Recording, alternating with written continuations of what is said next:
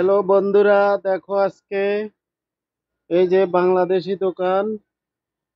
এখানে দেখো সব সবজি পাওয়া যায়। এই যে ক্ষীরা, মূলা, লেবু, বরবটি, সিম, করলা, বেগুন, নারকেল, মিষ্টি কুমড়া, লাউ, বেগুন, টমেটো, তারপরে হইলো শসা, ঝিঙ্গা, ফুলকপি, জালি কুমড়া, ধুন্দুল। আর এই সবজিটা হলো পাকিস্তানি। এটাকে টেন্ডা বলে, টেন্ডা। পাকিস্তানি ভাষায় এটাকে টেন্ডা বলে।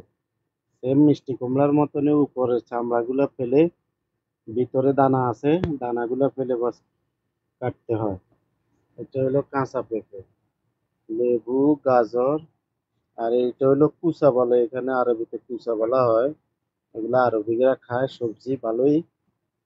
এটা হলো ফিলফিল রুমি বলে আরবিতে। এটা হলো পাতাকপি, পাকা কলা, পাকা পেঁপে, মালটা, আপেল, আঙ্গুর।